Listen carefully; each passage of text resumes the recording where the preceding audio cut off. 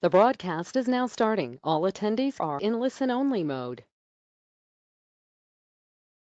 Hello everyone, I'm Sarah Cook. Welcome to this webinar on making a success of managing and working remotely. Before I continue, I want to mention that all of you are muted throughout the duration of the webinar. However, if you have any questions, you can type these in the questions function of the webinar control panel. And at the end of the webinar itself, we'll have time to answer some of your questions. We'll also be emailing everyone after the webinar the slides and also a recording of the webinar. And currently you can also download the slides from the handout section on the webinar control panel. So let's begin.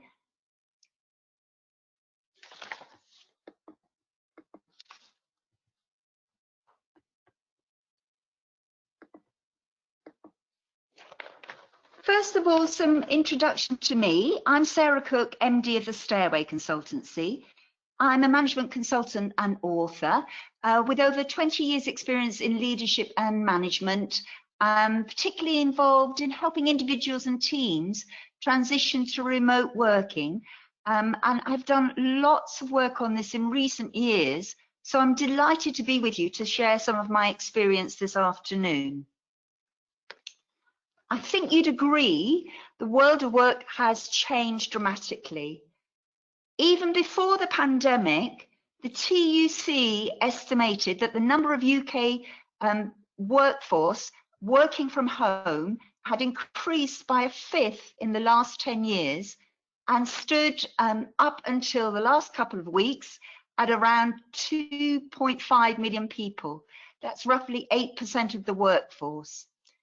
They had expected this to increase rapidly, with over half the UK workforce working from home, in their estimate, by 2025. But of course, that was before COVID-19.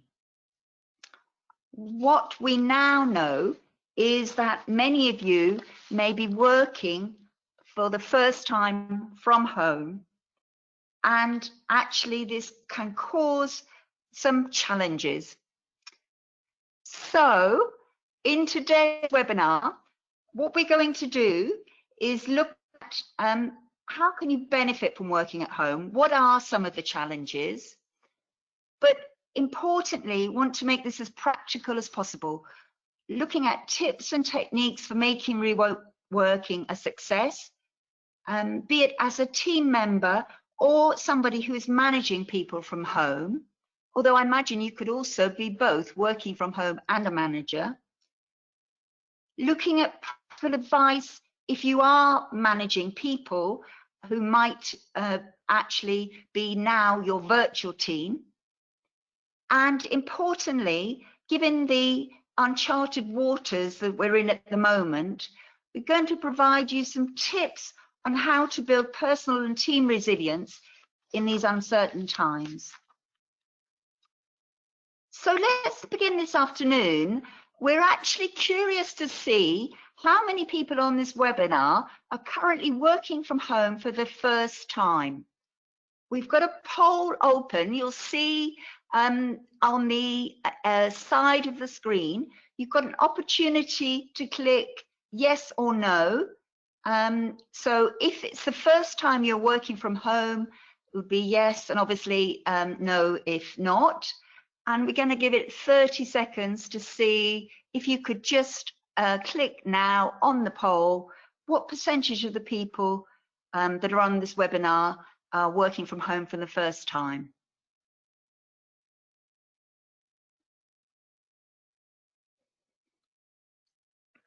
So we are now sharing the poll results.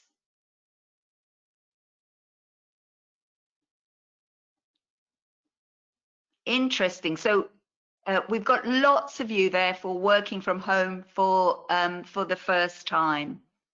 And I suppose that's indicative of the uncertain times that we're in at the moment.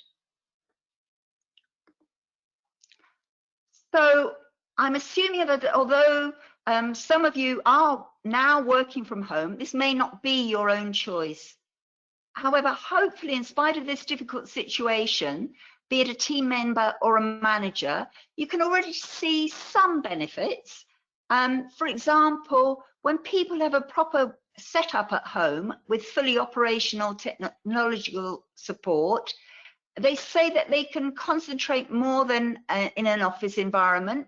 They're not the constant interruptions, for example.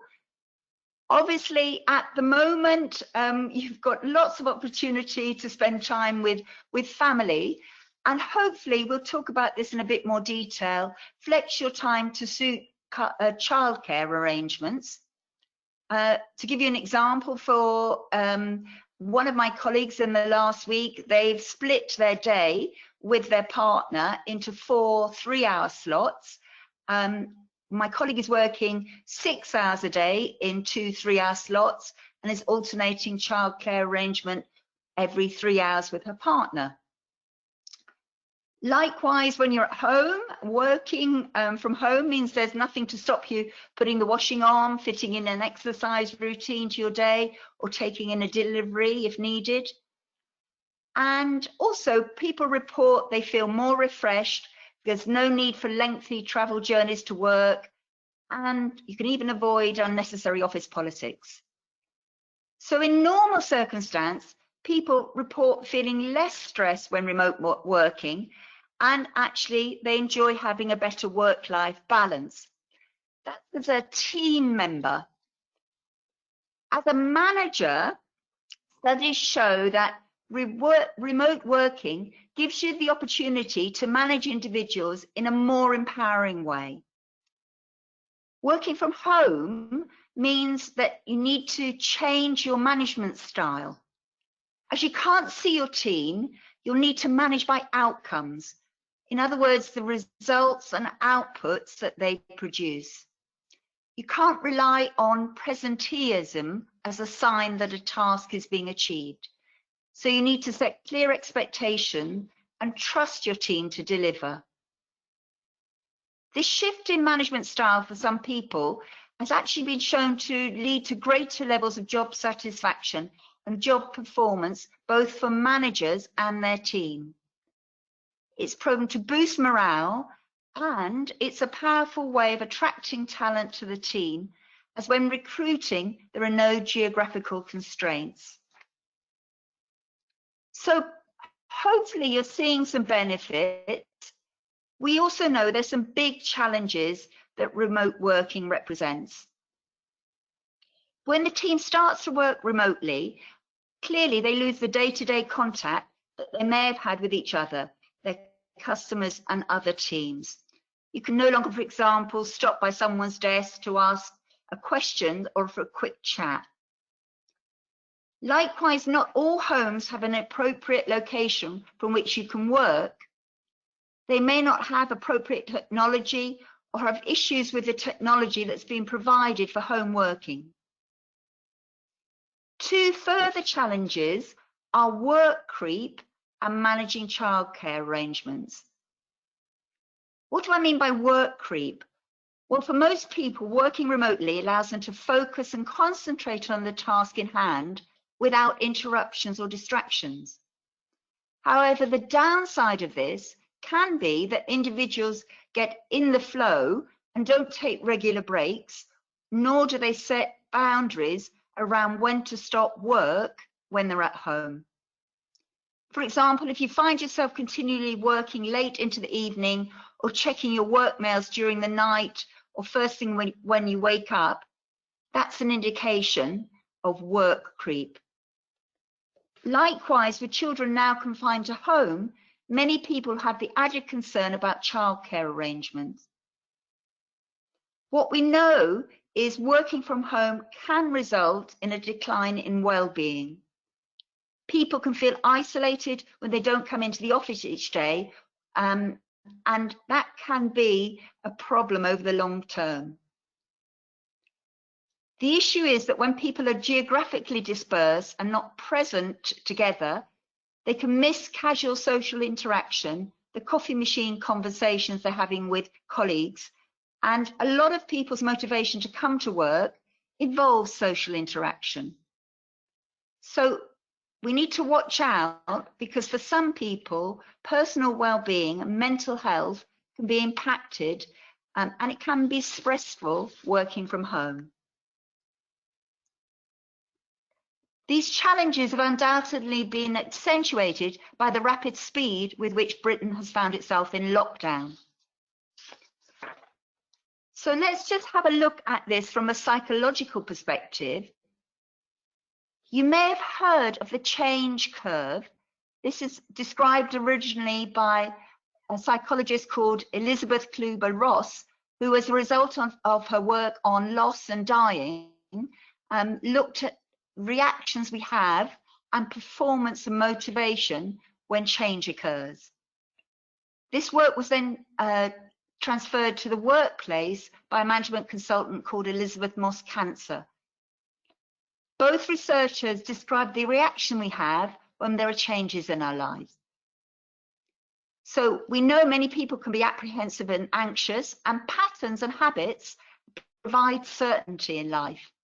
So if you think about when you got out of bed, for example, this morning, and the way you got dressed and the order in which you then went down and had breakfast, you probably go through the same routine practically every day. So it's a bit like crossing your arms. I'm just going to ask you to do this as you're watching at the moment. If you cross your arms as you normally do, just in front of you, now I'd like you to cross your arms the other way. What you'll see is that probably when you're crossing your arms naturally, you don't think about it. When you cross them the other way, it seems less comfortable, and you need to consciously do this. So the change or transition curve, as it's sometimes called, describes what we go through for a work pattern to become a habit, something that we can internalize and do automatically. The curve is actually broken down into 7 stages, and there are no rights or wrongs. We can be at different stages of this curve. So if you're a manager, don't expect your people to be at the same place as you, or to go through the stages on the curve sequentially. So the first stage is what's called denial. So you'll notice probably after the shock of people having to work from home, or it might even have been a choice, is that performance actually continues to increase. People focus on building up their defenses, minimizing the disruption. Their behavior is based on the past rather than really thinking too much about what's going to happen in the future. However, the next stage is a bit of realization and about what is happening. This is sometimes called self-doubt. As the transition begins to happen and time moves on, the reality of change becomes apparent and actually can cause quite a lot of uncertainty. People can feel a bit of a loss. They don't know what to do. They might not feel as competent in the new world of remote working. They can feel they're sinking rather than swimming. This can manifest itself in depression, anxiety, sleepless nights, and feeling isolated from the team. Other people may feel angry or annoyed at the situation. I gave my all and now look what I get. This can manifest itself maybe in withdrawal, cynicism, and resistance. It could be maybe that this is a phase some of us are in at the moment, coming to terms with the reality of working from home. You'll notice at the down point in the middle of the curve, there's what's called letting go or acceptance. This is when we come to terms with what's happening. People unhook from the past and let go. There's an acceptance of the reality of the situation and a beginning of a willingness to experiment. Optimism for the future becomes possible. So then you'll see that the curve moves upwards. we start testing or searching for how we can make the best of transition. You'll notice in this phase there's still anxiety and uncertainty, but this moves into the next stage, which is around understanding the change, being a bit more optimistic, and coming up with some ideas on how you can make it work, so that by the time you are used to remote working, you've actually gone through some reflective period where you're now able to think about how you're going to cope going forward, and you've developed ways of working at home, which mean if you look at motivation and performance, actually self-esteem is increased, and you have better and effective performance and teamwork. So the reason I'm showing this change curve is if you've moved, as some of you have said, to remote working quickly, it's not easy maybe to see the benefits in the long run.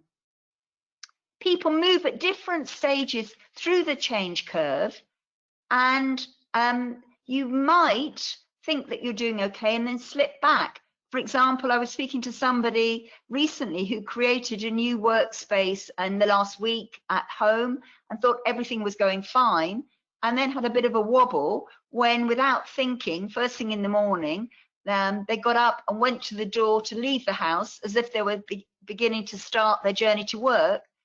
And it brought about feelings of anxiety and actually sadness about their change in circumstance. So we're going to look at some practical techniques and tips that you can do to help working from home. We'll look from a personal perspective, first of all, and then we'll look as you as a manager. So the first thing, which is fairly obvious, but I think maybe some people don't realize the importance of this, is to ensure where at all possible you have a dedicated area at home where you can work from, and that you've got the right technology you need to do your job and stay in contact. For example, speaking to somebody this morning, they told me they were perching on the edge of a sofa with their computer on their lap.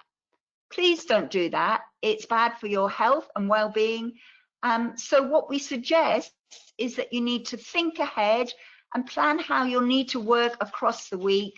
Find yourself a dedicated area.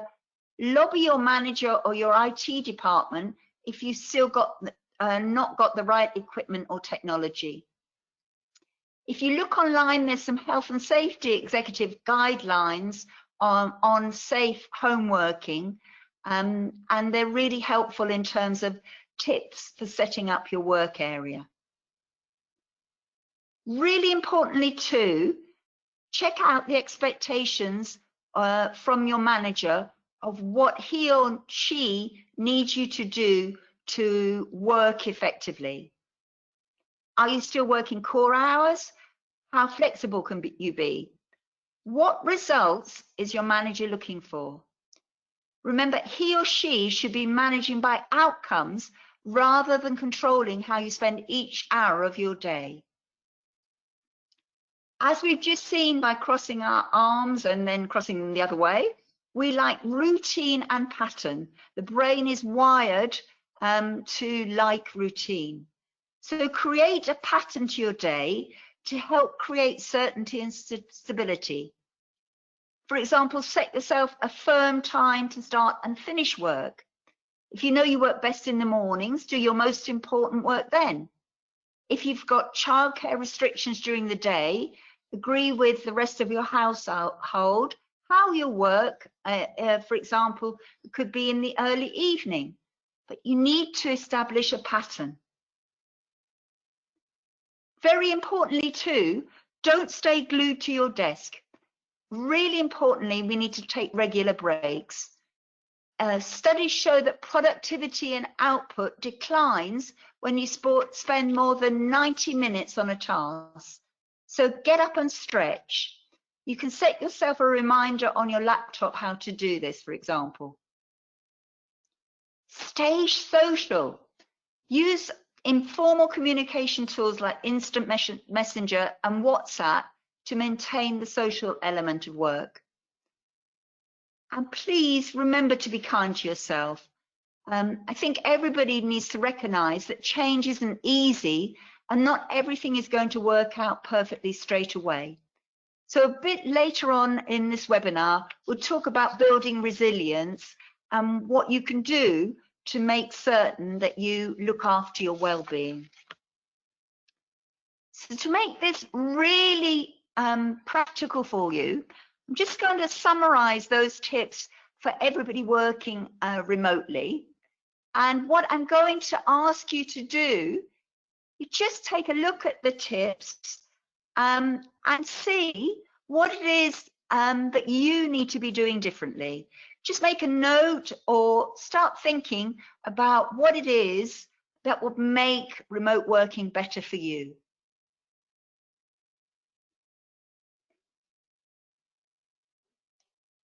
If you're a manager, you've got the added complication of not just making remote working successful for yourself, but also managing a remote team. So, like a team member needs to know what you expect of them, please do discuss working arrangements with each of your team members. Ensure their job descriptions up to date. What's the team visions? What outcomes do you expect as a team? And make certain that you do discuss with each of your team members what you expect in terms of outputs and results.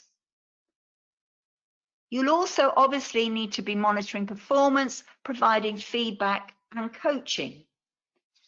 In fact, you'll notice in terms of the slide that's just come up, the performance management cycle, there's nothing here on this illustration that you shouldn't be doing when you're managing on a face-to-face basis.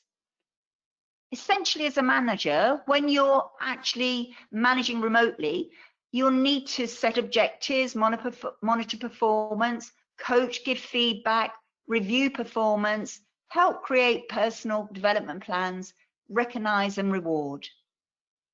Likewise, if you have a poor performer on your team, you'll need to treat them in exactly the same way as if you were managing them face to face.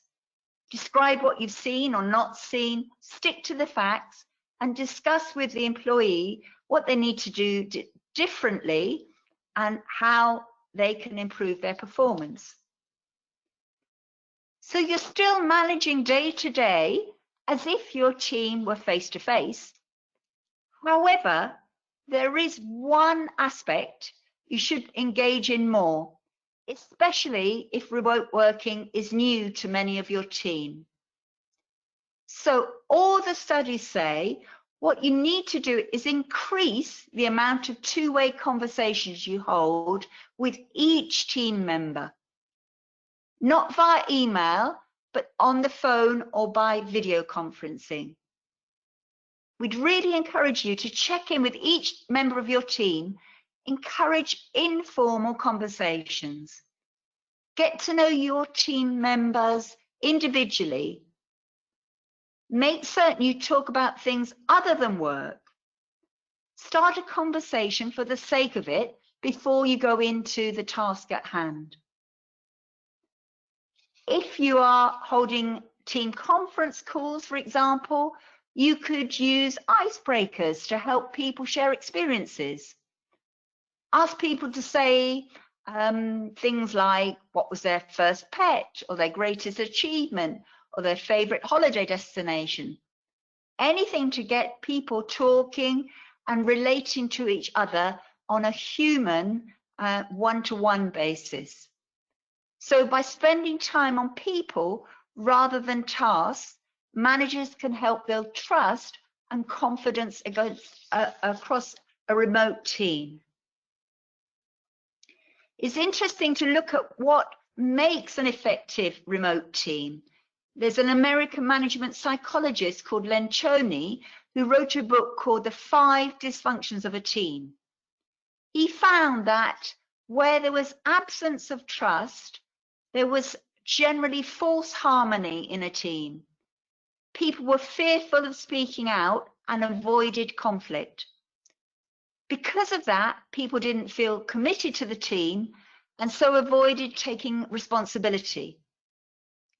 That ultimately led to failure to achieve results and a work group dominated by ego and status-driven individuals. So increased communication. Trust is the foundation of great virtual teams. Hold regular one-to-ones and ensure you make opportunities for the team to meet virtually and keep in communication with people throughout the week. So communication is important. Make certain you increase this. Likewise, provide positive recognition. Recognition stimulates the release of endorphins into the body, which makes us feel good. Studies show that employees who receive regular praise are more productive, engaged, and more likely to stay with their organization than those who don't. In times of transition, recognize achievement and make sure you acknowledge somebody specifically for what they've achieved. So great work, well done. Give praise, make certain you share team triumphs and successes, no matter how small. Another tip is to remember birthdays. People really appreciate that you take time to get to know them at a deeper level and show your appreciation for something other than perhaps submitting a project on time. A further tip is to continue to focus on career development. Employees who work remotely really need to know that they have got a personal development plan, and managers can really play a key role in helping their team members with this. This is particularly important if you have millennials in the workforce and on your team, because studies show that career development is the #1 motivator for staying with an employer. So, as a manager, what can you do differently? What I'm doing is just putting up on the screen a summary of the tips that we've just gone through. If you're a manager, I'd like you to consider what one key action can you do more of or start to do to help you manage remotely more successfully. Maybe jot down your thought or make a note in your calendar. If you're not a manager, just consider for a second, what one action would you like your manager to take so that hopefully you can chat to them about that.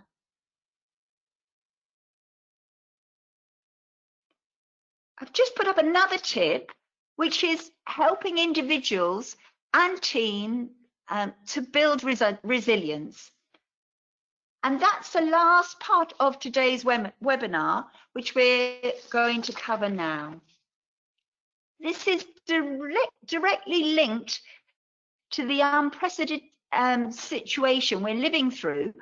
And as we've seen, people may feel lost, unsure, unclear about the future. So in this last section, we're going to talk about remote working and resilience, the ability to cope with adversity and bounce back to maintain high levels of individual and team performance.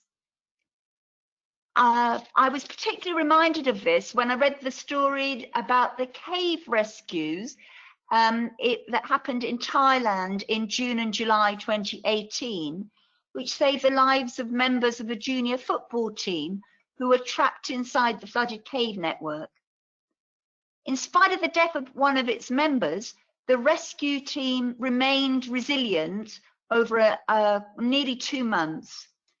They tried various ways to rescue the team and persevered and came up in the end with an ingenious way of bringing the trapped boys to safety. So how do you develop resilience? If you look at the screen, you'll see that there are a number of potential characteristics of people who demonstrate high levels of resilience at work. And I'd like you just to consider for a second, which of these factors is characteristics of people with high levels of resilience? You probably guessed correctly, it's actually all 5 of these characteristics that builds high resilience. So what we know is resilience is in individuals and teams is characterized by people with a positive mindset, people who take personal control, have a healthy lifestyle, and develop good support networks. So what does this mean for you when you're managing or working remotely? Let's look at each of the aspects. Healthy lifestyle. Our physical health has a big impact on how we feel. At times like these, it's really easy to fall into unhealthy patterns of behavior that end up making us feel worse. So really try to eat healthily, have well-balanced meals, drink enough water, and do remember to exercise, either at home or during the 1 hour where you can go outside alone or with members of your household. Regular exercise can also ensure that you sleep well. Good quality sleep makes a big difference on how we feel mentally and physically. So try to maintain regular sleeping patterns and do cut down on caffeine and screen time before bed.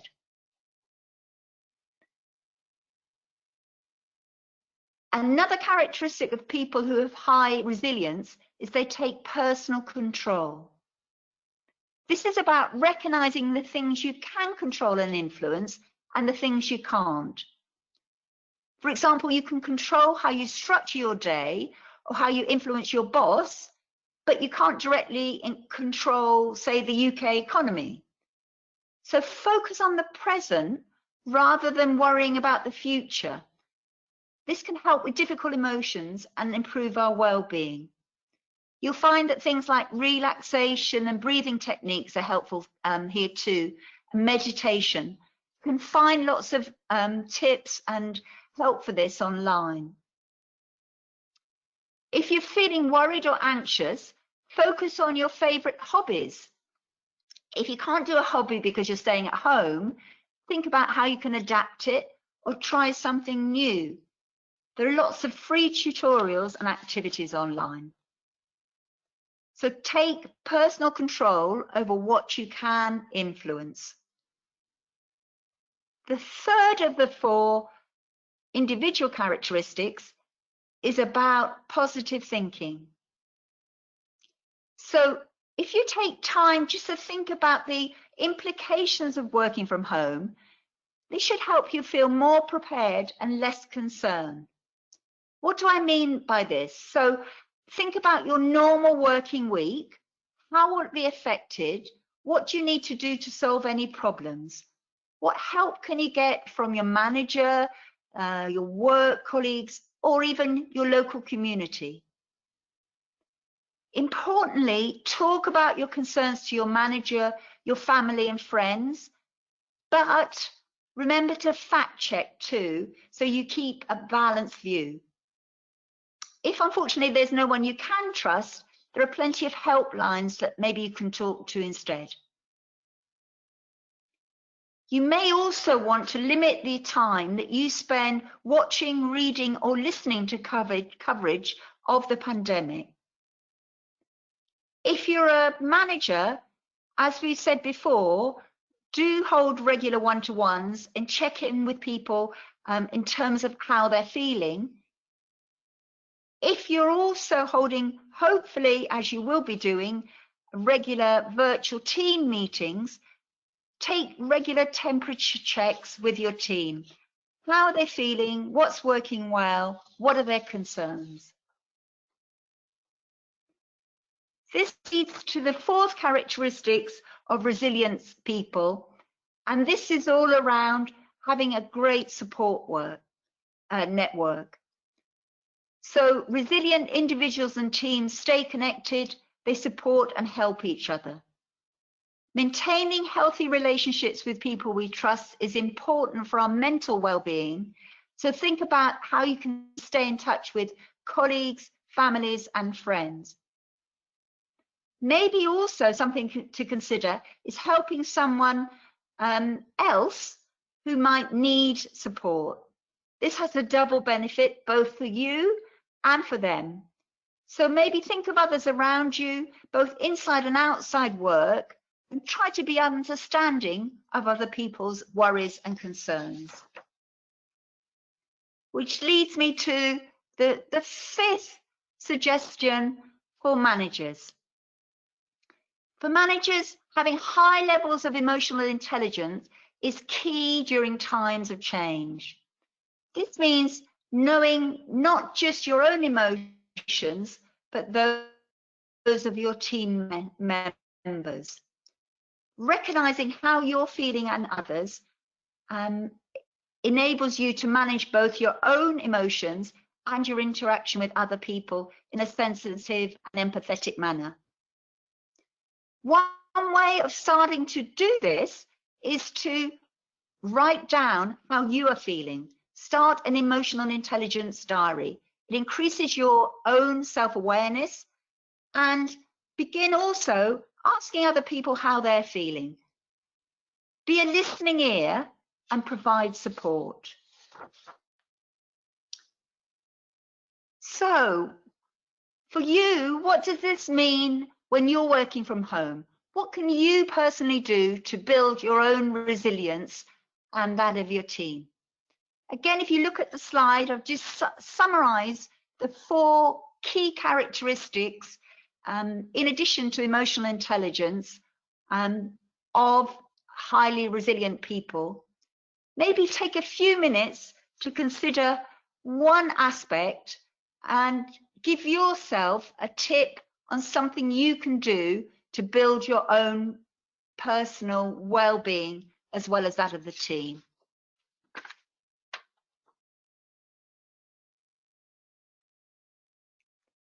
So in summary, remote working has benefits, but we know there are also lots of challenges.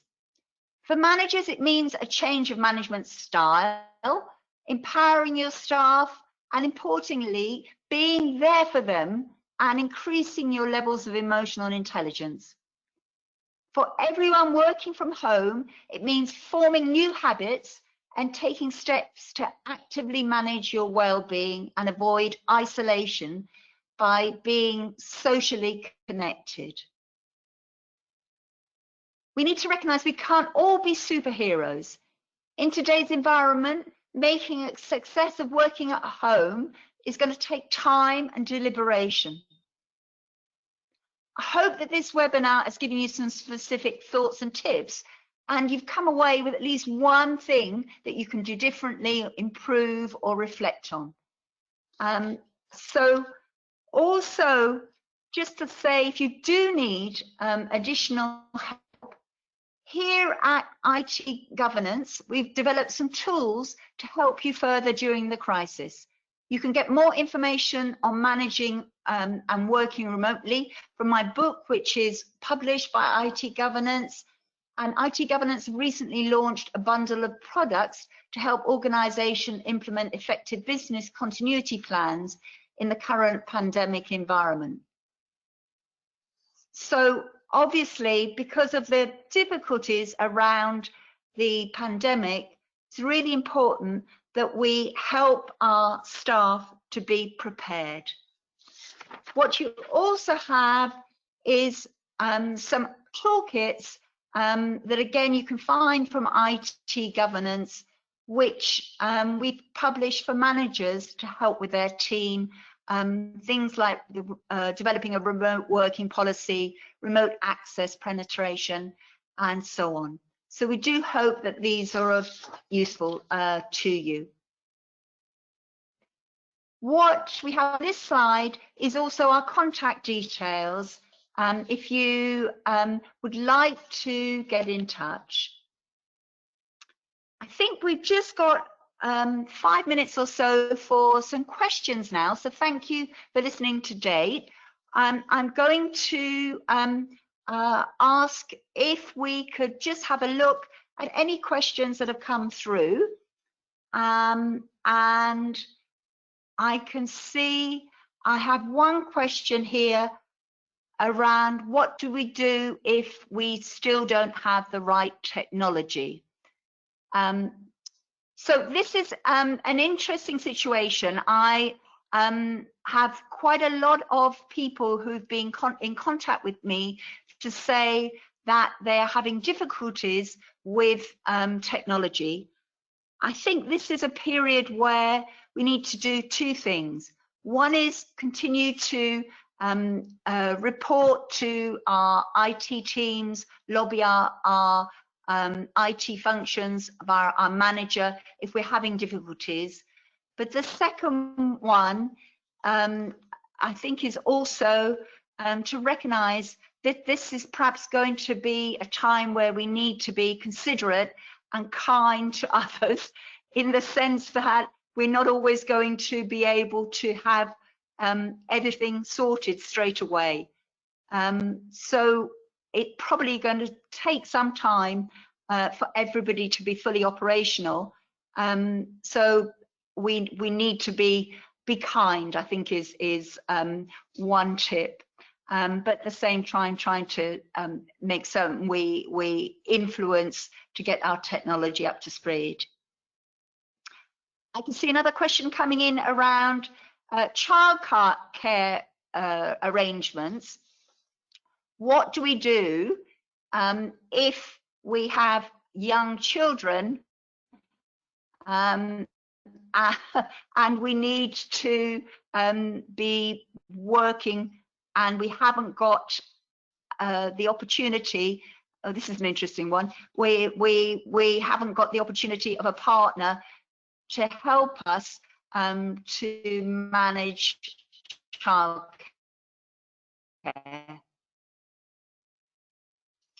My tip here would be to explain to your manager, your colleagues, that you're in that current situation. As a manager, I would hope that you can show flexibility and understanding. This is a difficult situation for everyone, and that if it means that your team member needs to work flexibly, that they do have the possibility perhaps of coming and working at hours which suit them when their children, for example, are away in their bedrooms or when they've gone to bed. Another question, actually, this is a tip, which I think is quite a good one coming in, which is around putting on the bottom of your emails that you are what hours you are working if you are not answering emails during the day because of childcare care arrangements. I think that's a very good tip.